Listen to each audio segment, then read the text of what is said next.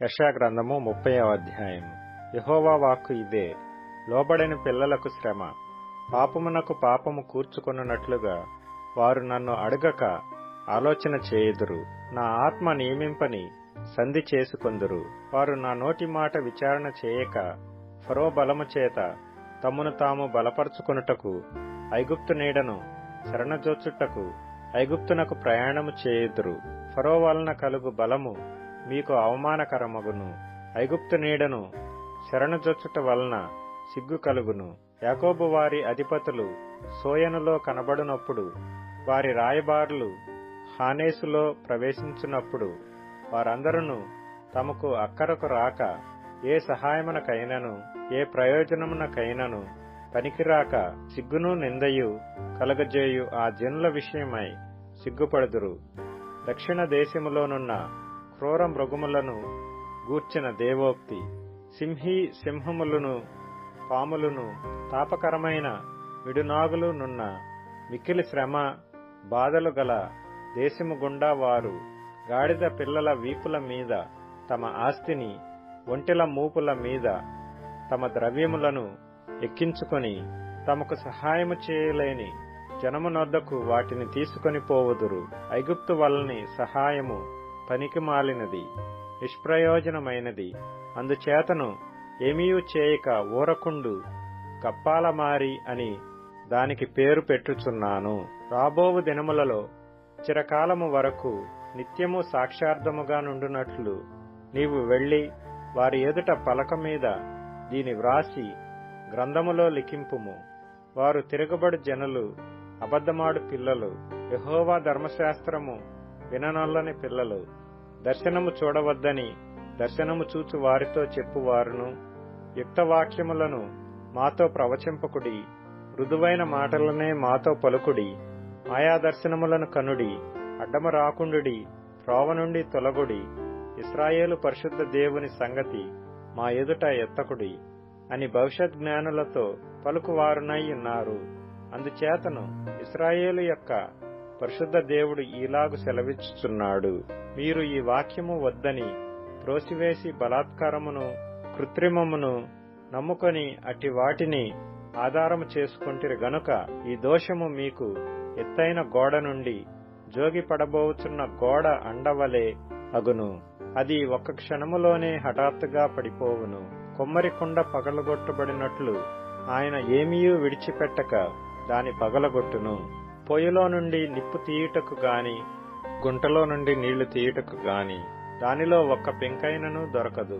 ప్రభువును ఇశ్రాయేలు యొక్క పరిశుద్ధ దేవుడు నగు యెహోవా ఇలాగు సెలవిస్తున్నాడు: మీరు మరలి వచ్చి ఊరకుండుట వలన రక్షింపబడెదరు. మీరు ఊరకుండి నమ్ముకొనుట వలన మీకు బలము కలుగును. అయినను మీరు సమ్మతింపక, అట్లు కాదు, మేము గుర్రములనెక్కి పారిపోవుదమంటిరి. కాగా మీరు పారిపోవలసి వచ్చెను. మేము వడిగల గుర్రములను ఎక్కి పోయేదమంటిరే. కాగా మిమ్మును తరుమువారు వడిగల వారుగా నుందురు. మీరు పర్వతం మీద నుండు కొయ్యవలెను, కొండ మీద నుండు జెండా వలెను అగు వరకు ఒకని గద్దింపునకు మీలో 1000 మంది పారిపోయెదరు. 5 గద్దింపునకు మీరు పారిపోయెదరు. కావున మీ యందు దయచూపవలనని యెహోవా ఆలస్యము చేయుచున్నాడు. మిమ్మును కరుణింపవలనని ఆయన నిలువబడి ఉన్నాడు. యెహోవా న్యాయము తీర్చు దేవుడు. ఆయన నిమిత్తము కనిపెట్టుకుని వారందరూ ధన్యులు. సియోనులో యెరూషలేములోనే ఒక జనము కాపురముండును. జనమా, నీవిక నేమాత్రము కన్నీళ్లు విడువవు. ఆయన నీ మొర్ర విని నిశ్చయముగా నిన్ను కరుణించును. ఆయన నీ మాట వినగానే నీకు ఉత్తరమిచ్చును. ప్రభువు నీకు క్లేశాన్న పానములనిచ్చును. ఇక మీదట నీ బోధకులు దాగియుండరు. నీవు కన్నులారా నీ బోధకులను చూచెదవు. నీవు కుడితట్టైనను ఎడమతట్టైనను తిరిగినను ఇదే త్రోవ, దీనిలో నడువుడి అని నీ వెనక నుండి ఒక శబ్దము నీ చెవులకు వినబడును. చెక్కబడిన మీ వెండి ప్రతిమల కప్పును, పోతపోసిన మీ బంగారు విగ్రహముల బట్టలను మీరు అపవిత్రపరుతురు. హేయములని వాటిని పారవేయుదురు. లేచిపొమ్మని దానితో చెప్పుదురు. నీవు నీ భూమిలో విత్తుటకు నీ గింజలకు కావలసిన వాన ఆయన కురిపించును. భూమి రాబడి అయిన ఆహార ద్రవ్యమిచ్చును. అది విస్తార సార రసములు కలదైయుండును. ఆ దినమున ఈ పశువులు విశాలమైన గడ్డి బేళ్లలో మేయును. భూమి సేద్యము చేయు ఎడ్లును లేత గాడిదలను చేటతోనూ జల్లెడతోనూ చెరిగి జల్లించి ఉప్పుతో కలిసిన మేత తినును. గోపురములు పడు మహాహత్య దినమున ఉన్నతమైన ప్రతి పర్వతము మీదను ఎత్తైన ప్రతి కొండ మీదను వాగులను నదులను పారును. యెహోవా తన జనుల గాయము కట్టి వారి దెబ్బను బాగుచేయు దినమున చంద్రుని వెన్నెల సూర్యుని ప్రకాశము వలె ఉండును. సూర్యుని ప్రకాశము 7 దినముల వెలుగు ఒక దినమున ప్రకాశించినట్లుండును. ఇదిగో కోపముతో మండుచు దట్టముగా లేచు పొగతో కూడినదై యెహోవా నామము దూరము నుండి వచ్చుచున్నది. ఆయన పెదవులు ఉగ్రతతో నిండియున్నవి. ఆయన నాలుక దహించు అగ్నిజ్వాల వలె ఉన్నది. ఆయన ఊపిరి కుతికల లోతు వచ్చు ప్రవాహమైన నది వలె ఉన్నది. వ్యర్థమైన వాటిని చెదరగొట్టు జల్లెడతో అది జనములను గాలించును. త్రోవ తప్పించు కళ్ళెము జనుల దవడలలో ఉండును.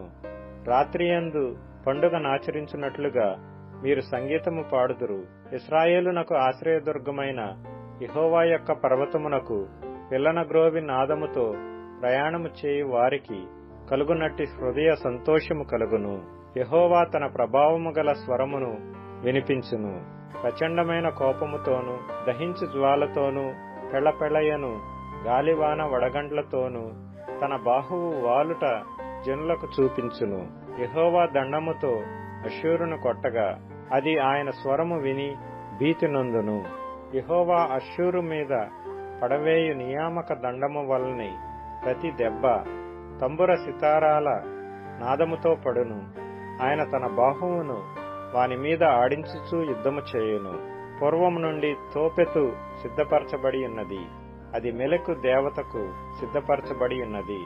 లోతుగాను విశాలముగాను ఆయన దాని చేసి ఉన్నాడు. అది అగ్నియు వికార కాష్టములను కలిగి ఉన్నది. గంధక ప్రవాహము వలె యెహోవా ఊపిరి దాని రగులబెట్టును.